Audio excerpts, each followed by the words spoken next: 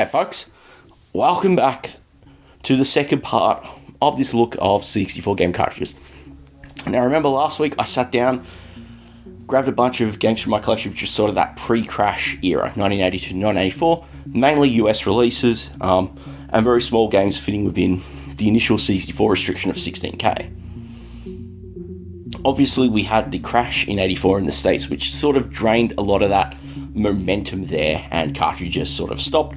And at that stage, a lot of US developers were focusing on disc-based games because more capacity and richer experiences. We started getting simulations and role-playing games and things like that. And in Europe, cartridges never really took off at that point. Too expensive, so bit of a dead end there. But things changed around 1990. Commodore, in an attempt to Commodore UK, in an attempt to sort of change the stem of things, introduced the C64 GS, which was essentially the Commodore 64 computer with a slightly modified motherboard put into a brand new case and designed to pretty much run cartridge games. And to go along with it, they decided to commission, but they managed to get some deals with some of the major UK developers at the time to adapt and release new games explicitly on cartridge format. So I think I'm going to grab a bunch of those and we're going to walk through those, at least for the first part, and just sort of see how things happen in that commercial era. So here we are. The first publisher that really sort of took to the C64 GS like a duck to water was good old Ocean. Ocean really they by far put out the most titles of any publisher. I've got a batch of them here. I don't have the full collection. There's actually quite a large number of games they put out, and some of them are really hard to get.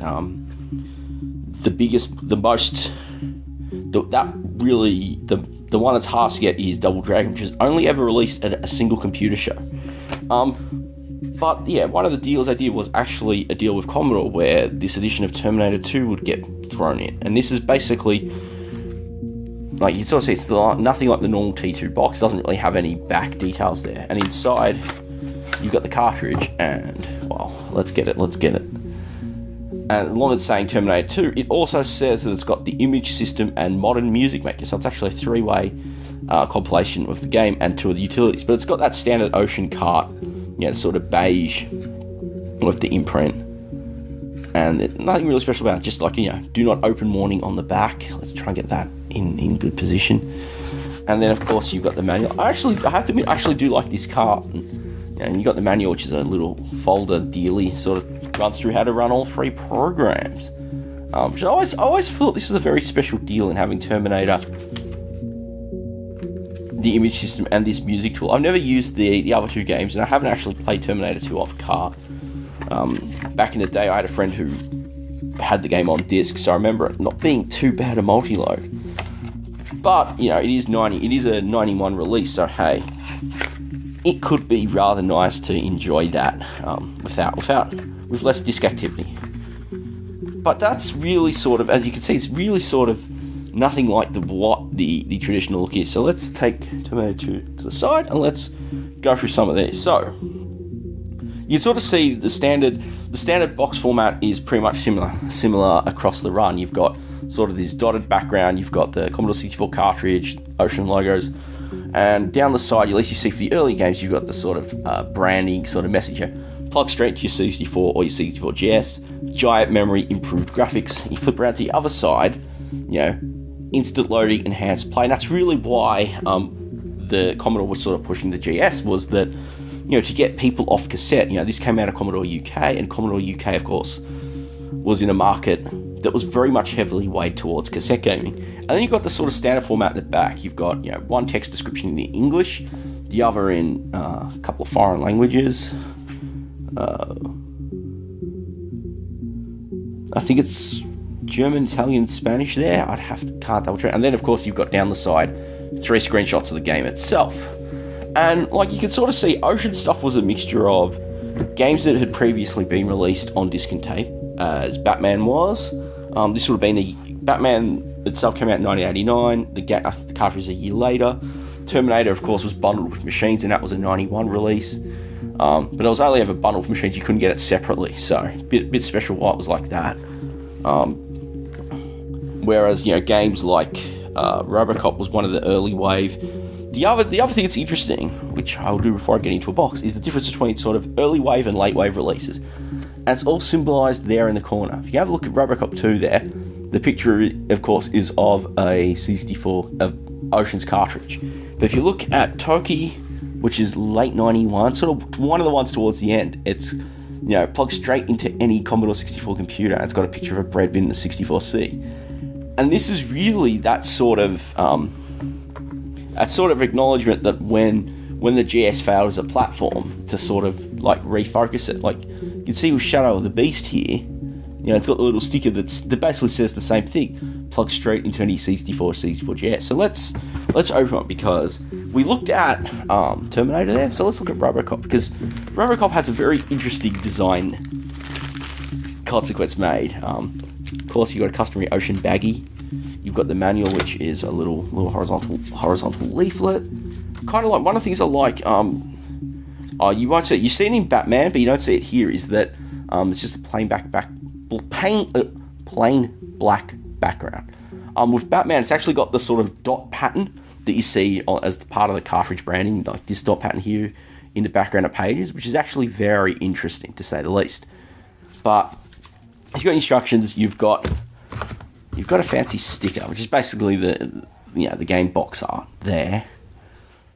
And then you also got the cartridge. Now, Robocop 2 has one very interesting difference compared to most of the other Ocean cartridges. And let's try and get a good angle on it. And it's to do with the circuit board. I don't know how well you could tell. We'll have to probably go from this side. But these holes are drilled. Those holes aren't they aren't what you would call accidental. They are deliberate, because if you look at the actual circuit board is recessed back. The C64 GS actually has a deeper cartridge slot, so when you plug it in, imagine the console's face, it would go down deeper. And when you plugged it into a C64, because remember, these cartridges are meant to run on both, because the difference between C64 and the C64 GS is just, GS is missing a whole bunch of ports and has a slightly different kernel and basic ROM. It's just enough to boot a little GUI thing. Is that these actually didn't reach the 64 motherboard properly, so they had to drill holes in the cases, because some of these early games had already been gone out to manufacturing. And you would have seen with Terminator, that was only done for some of the early ones, as it was like the first batch of releases, because when they realised that they didn't quite work on a C64, they went back and corrected it. And, this is sort of like Ocean stuff is pretty much standard, so I'm not going to run through the rest of the games here, but you can sort of see what they have in there. Things like the manuals. Battle Command, which is probably the most interesting of these other titles, has actual two manuals in there, because you've got the manual for the C64 specific stuff, which gives you how to play the game on the 64, and it's multi-language. And then, because Battle Command is a bit of a simulator, you actually got the original manual that shipped with the 16 bits. It says that Amiga STPC, and it's sort of pretty much a fairly in-depth little booklet. I've been wanting to do Battle Command for a long time. It is kind of one of those games I really looked for when I started collecting, but I'm pretty rubbish at it, so let's just leave it at that. So Ocean were probably, like I said, Ocean were by far the best supporter on the GS. They did a good mix of original and of games that were original and games that were republished versions on disc and tape. And I like the actual split there. They actually did a good job. So that is the first publisher who really supported the GS. Let's go check out another one. And our second publisher is Domark, who surprisingly actually put some effort in. Like, all these games, they published 3, so I have, and they're all conversions of Tengen arcade, of Atari Games arcade releases, and distributed through Tengen for home. We've got Badlands, Vindicators, both of which I've covered on the channel previously. And the third one was Cyberball, which tends to be the bit harder one to get. But what's interesting, cartridges on the C64 GS were designed to bank switch, so you could swap out and actually get a lot of game data, and Ocean used that to great effect. Robocop 3 is a good example. In the middle of one stage, you'll come to a boss, and it just switches out, and it's completely transparent. And while people have cracked it onto disc, you actually have to sit there and wait for the game to load the data off disk. You lose that immediate effect that the cartridge gives you. But both Badlands and Vindicators here are games that actually did get released onto cassette and disc on budget. They pretty much fit into a single load.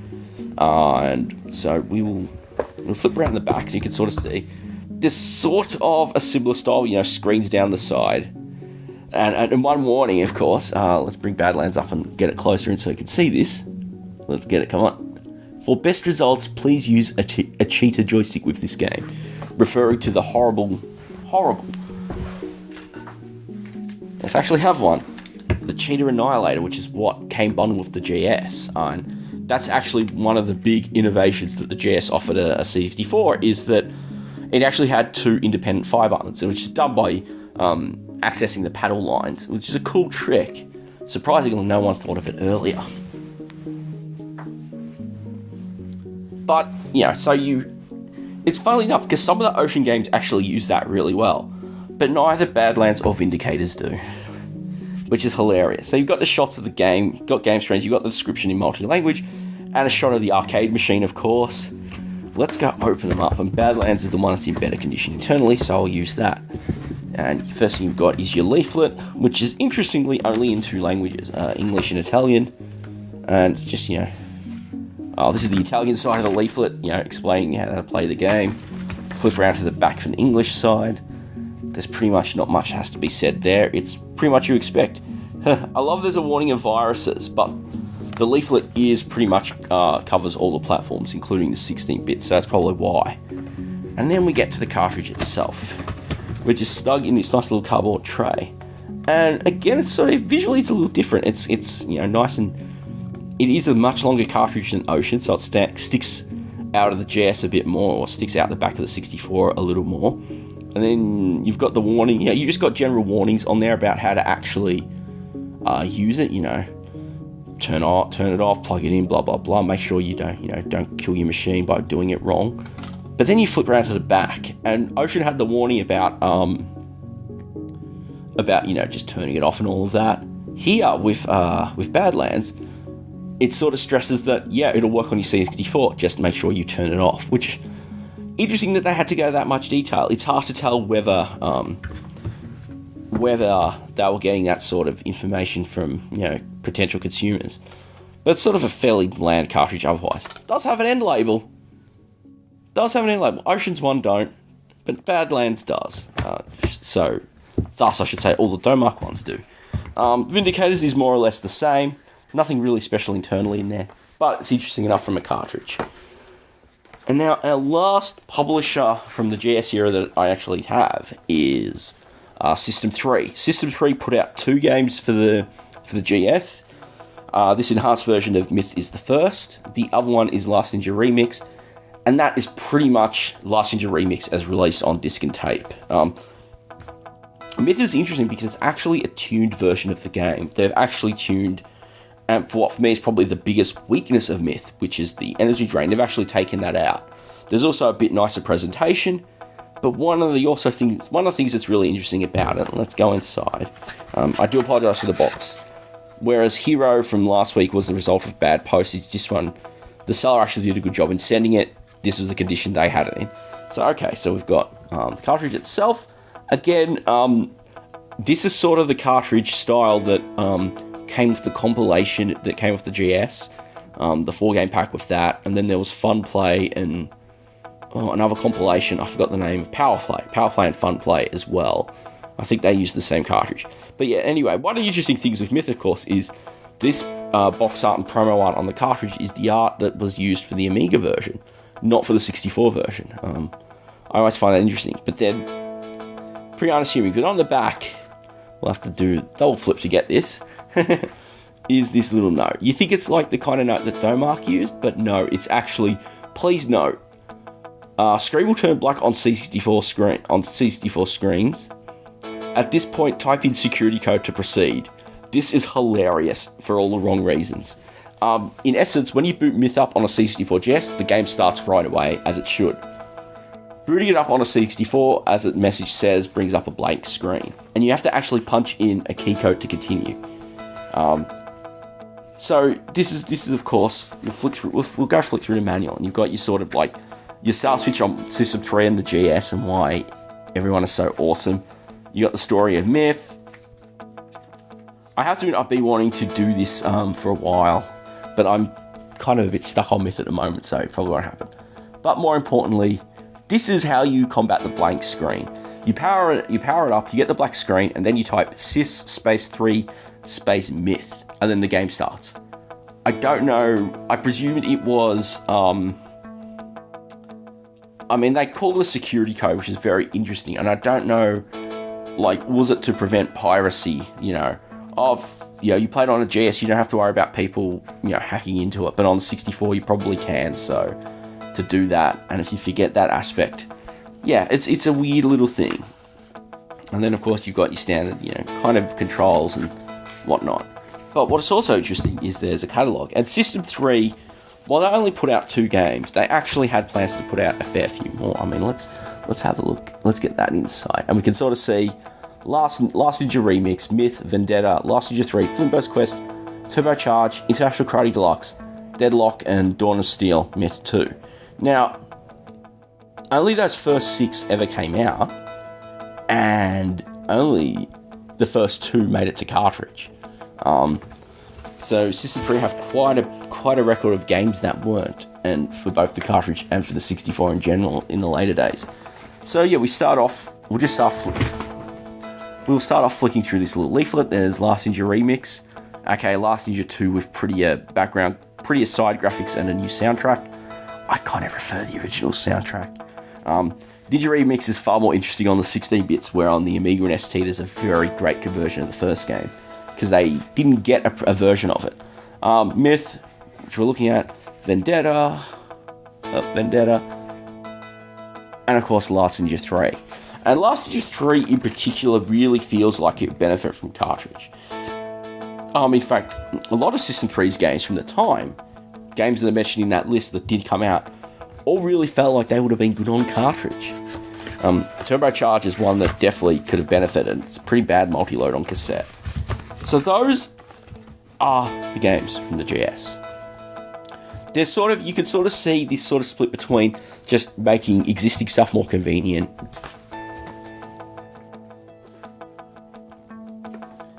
but also giving you new, powerful games. It's also such an interesting banner time. And there we go. So those were our initial batch of cartridge releases from the C64 GS. And you can sort of see things, there was a bit of momentum early on, but it petered out fairly quickly, with the exception of Ocean. And really, that was sort of the time when they stopped producing titles that the C64 commercial market really started to tailspin, nosedive, and really end. So it wasn't long before no one was going to try again.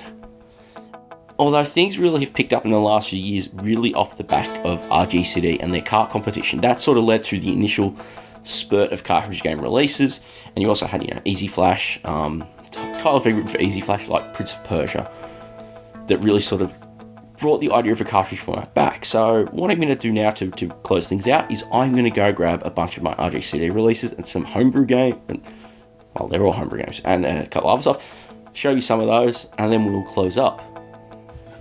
Okay, so now let's check out some of these homebrew games. Now, RGCD, of course, I sort of talked about it previously, independent publisher doing a lot of cartridge releases of 64 games. They also run the 16K cartridge competition, and that's one of those cases where some of the games started life in that competition and then got enhanced for commercial release. Tiger Claw, which was an exclusive for backers of the 64 Story in Pixels book, that was an option there. That was originally a competition entry, as was Rocket Smash, which got enhanced for its retail release, Rocket Smash EX. So, until recently, they offered games in 2 formats, in 2 packaging formats. The first is this is the universal game case that is really designed for console cartridges. So let's look at this copy of Transector Ultimate, and you can sort of see the idea of the universal game case is it sort of resembles a video case. It was designed really to be like those things would mount to various console cartridges, because of course everyone remembers consoles. But then you get things like being adapted for the 64 with this really nice foam. But RGCD really did a good job here. So this is Transector Ultimate, which had a very limited, which only had one run at 50. Original game is a freeware release, but they also worked with them to put a cartridge release, and we've got the certificate of authenticity there. It's probably going to be hard to see because it's white on white. Oh, come on. Maybe I should have dialed my light back a bit. And then, of course, you've got the little baggie with the instructions book. And one of the things to note, which you'll loop around, is the cartridge itself. Transector, there's a little sticker. I love that they always have the little things like this, little stickers and whatnot. And then you've got the operator's manual, as it's called. And it's funny looking back at these older manuals, which is sort of just like straight print and cut. It's pretty plain, just plain text. They've really taken a level up with some of the recent games, and which is great. And it's great that they're actually allowing the option for people to rebuy just the manuals if they've got some of those older games, like I do, and can get them in higher quality. So now let's go look at the cartridge itself. Again, it's very much like a classic Commodore mold. It's going to be hard to see because it's bone, because it's such a striking white. But in essence, it's like I'm not sure who, I can't remember who was responsible for it, but in essence, basically redoing the molds. The one difference is you probably can't see it here, so we'll change games and look at it. Let's go. Actually, Red Runner and Green Runner will be interesting because that's also got something very interesting to go along with it. So Red Runner and Green Runner is in a transparent case, and that might not sound like much, but you plug this up to a 64 and play, and there's got a little LED that blinks in time with the game. It's actually a really cool effect. But as I was saying, they sort of like recut. There's sort of a mold of the classic cartridge case, and if you have a look there, that's what it says: Commodore cartridge case. Instead of the old Commodore made in Hong Kong, as Commodore's own cartridges did. So it's sort of like, it's a very convenient form, and I really like this form for the games. It sits on the shelf in a standard way. You can really just you get some nice spine art. You may not get end labels, but you get some nice spine art. And let's look. Well, Tiger Claw is kind of special because it was the bonus for a Kickstarter. You can only buy the game now digitally, so it's a little more special what's inside. I mean, you've got the certificate of authenticity. Hey, I'm number 2. The cartridge itself is a lovely, lovely deep red, and it's sort of got the new style popping label. It's not just a sticker like they would use for the older games. It's actually nice. It's got a bit of 3D-ness to it. I kind of like that. It certainly makes them look a little more pro. And then you've got some swag, which is basically a bunch of postcards for Tiger Claw itself and for Pan-Dimensional Congo Combat, which is their PC game. If you've played it, it's supposed to be pretty good from what I've heard, but it's PC only, so I can't run it. There's a manual. There's also a little badge with one of the... I'll have to get that later. And then some stickers, Lazy Cow, the developer, and of course RGCD themselves. And then the manual, and so this came out in the middle of last year, is when it was shipped to backers. And because it's a special edition, it's actually got a special edition manual. It's actually very nice. It's let's try and get the angle right so it's not wasted. It's very nice. It's got it's a little more detailed, a little more, and the paper is far nicer as well. It comes together very nicely, and you can sort of see it's about the love that the people put into games. In this era, it's really about the love. In the commercial era, people just get them out as fast as you can, but here it's about putting together a nice package, making it actually work. Because most of the cases, these games can be downloaded for free or cheap. The options exist, and it's great that they do. And for me, I think it's a personal value thing for me is that it's very important that people can run these on emulators. I prefer to run my stuff on real hardware, but the option's there, and I think that's great. So the last game we'll look at is DDI Telendorf. This was a special this is actual homebrew in the sense that this was put together. This is an enhanced edition of Talon Guard, which is a very early RPG, and was put together by a chap who runs this site, vic20.org. He sort of responsible for making the enhanced port, put it on cartridge, and did a limited run earlier in the year. It's very simple little instruction sheet. Talon Guard is a very early, procedural RPG in the, roguelikes, if you will. And you get the cartridge, you get that little instruction sheet. And I like the fact it's sort of like the old parchment. And you get this little bag of, jewels. How cool is that? Feelies! It's so cool to get some feelies. I don't know about you, it's one of the things I'm really excited about, getting feelies. It's one of the things I'm excited about having back to Unknown Realm, is getting just the feelies that they're going to put in with that game. So cool. And yeah, there's not really much to sort of say about Talon Guard. I played it quickly and I'm not very good at it. And, it sort of just adds a little bit of character to what is at its heart a fairly plain RPG written in BASIC. Although I can't remember, I think obviously this enhanced version isn't. And those are the homebrew Bond releases. One of the things that's really cool is that is a small subset, but things are actually starting to accelerate a bit more. I mean, alongside RGCD and their releases, we've got Protovision joining the game. They've got both Sam's Journey, which is probably really going to do well on cartridge, but they're also going to be publishing the physical copies of Galencia, which I looked at a few weeks ago, and that's going to be on cartridge as well as disc, and apparently even tape if enough people vote for it. And then there's Polyplay, who, at the time of writing, pre-orders open for Rescuing Orc, and that's going to be on cartridge as well as on disc. So it's very interesting to see more publishers bringing games out, and the cartridge actually becoming, in a way, a bit of a viable format for the C64 in 2017 and beyond. So I hope you enjoyed this second look at those games in my collection. I wish I had a little more of some of the commercial era stuff, but I don't. But it's sort of a good spread of seeing where things are and where things will go from here. As always, I'd love to hear your thoughts and comments, so throw them down in the description comments box. What am I thinking? Click the thumbs up button as always, and if you haven't already, new videos come out Friday, so do consider pressing the subscribe button. It'll make me very happy for more people to come on board and enjoy what I put out. And with that, thank you very much for watching, and I'll catch you all next time.